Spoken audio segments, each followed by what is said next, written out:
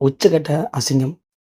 தாங்காத பாக்யராஜுடைய மகன் சாந்தனு பாக்யராஜ் வீட்டிலேயே தூக்கிட்டு தற்கொலை பண்ணியிருக்காரு.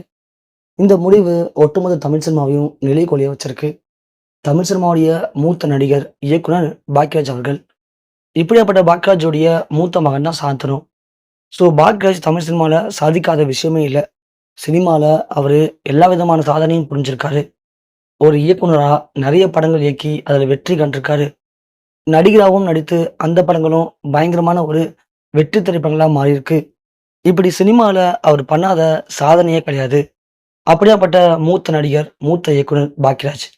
அவருடைய மகன் சாந்தனு. இவர் தமிழ் சினிமாவுல சக்கர் கட்டிங்கிற திரைப்படத்தின் மூலமா நடிகரா அறிமுகப்படுத்தி விட்டாங்க. அந்த படத்த தொடர்ந்து அவரு அதன் பிறகு தமிழ் சினிமால ஒரு 15க்கும் மேற்பட்ட படங்கள்ல நடிச்சிருப்பாரு. ஆனா, தன் அப்பா மாரி அவரால பெருசா சாதிக்க முடியல. பாக்யராஜ் ஒரு தனி பாதையில டிராவல் பண்ணாரு. அதனால தான் அவரு இன்னைக்கும் கூட ஒரு முக்கியமான நடிகரா பல இடங்கள்ல பேசப்படுறாரு. ஆனா சாந்தனு ஒரே மாதிரியான கதைக்களம். அதுல ஒண்ணும் பெருசா வித்தியாசம் இல்ல. நடிப்புலயும் பெருசா ஆர்வம் காட்டி நடிக்கிற மாரி தெரியல. சொல்லப்போனா ரசிகர்கள் பாக்யராஜுடைய மகன் அப்படிங்கிற ஒரு பெரிய எதிர்பார்ப்போட அவர பார்க்குறாங்க.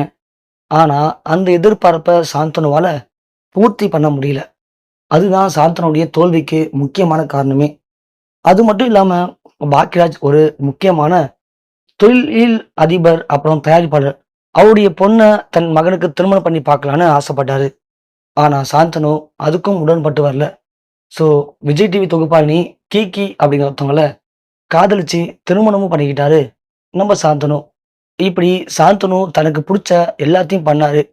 பாக்யராஜ் ஆரம்பத்திலேயே சாந்தனுவ சினிமா பக்கம் வர வேணாம் அப்படின்னு சொன்னாரு. ஆனா சாந்தனு அதையும் கேட்கல. சினிமால ஹீரோவா தான் ஆவேன்னு சண்டை போட்டு ஹீரோவா தனது பயணத்த தொடர்ந்தாரு. இப்படி தான் சொன்ன எதையுமே கேட்காம, தான் விருப்பத்துக்கு எல்லாத்தையும் பண்ணிட்டு இருந்த சாந்தனு, தன் அப்பாவ எதிர்த்து பண்ணி அதுல வெற்றி கண்டிருந்தா கண்டிப்பா பாக்யராஜ் சந்தோஷப்பட்டிருப்பாரு. ஆனா சாந்தனுவால அதுல வெற்றி பெற முடியல. இது எல்லாமே பாக்யராஜுக்கு பயங்கர மன உளைச்சல். ஒரு கட்டத்துக்கு மேல சாந்தனுக்கு திருமணமாகி இப்போ 7 வருடம் ஆகப்போது. இதுவரைக்கும் சாந்தனுக்கு குழந்தையும் இல்ல. இதுவே அவங்க குடும்பத்துல இன்னும் எல்லாருக்கும் பயங்கர மன உளைச்சல் ஏற்படுத்தியிருக்கு. ஒரு கட்டத்துல சாந்தனுவால இனிமே ஹீரோவா சாதிக்க முடியாது. அது மட்டும் இல்லாம குழந்தையும் பொறக்கல. இவன் இனிமே என்ன பண்ண போறான்? என் பேச்ச கேட்டிருந்தா இவன் வாழ்க்கையில நல்லாவே முன்னேறி இருக்கலாம்.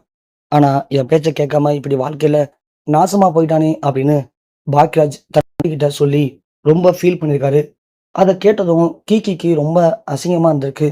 ஸோ தன்னால ஒரு குழந்தை பெத்து தர முடியல அப்படிங்கிறது கூட இந்த வீட்ல ஒரு பெரிய பிரச்சனையா இருக்கு அப்படின்னு அவங்க சாந்தனுட்ட சொல்லி அழுதுருக்காங்க. அது சாந்தனுக்கு இன்னும் பயங்கர அசிங்கமா இருந்திருக்கு. தன் குடும்பத்துல இருக்கவங்களே தன்னை ஒரு முட்டாளா பார்க்குறாங்க. என்னால வாழ்க்கையில உருப்பட முடியாதுன்னு நினைக்கிறாங்க. ஒரு குழந்தை பெத்துக்க கூட நான் லாயக்கு இல்லன்னு நினைக்கிறாங்களே! நான் அந்த அளவுக்கு கேவலம் ஆயிட்டனா? அப்படின்னு சாந்தனு பயங்கரமா ஃபீல் பண்ணி அழுதுருக்காரு. அந்த நேரத்துல அவருக்கு இனி வாழ்க்கையில நாம ஜெயிக்க மாட்டோம்னு எல்லாரும் நினைக்கிறாங்க.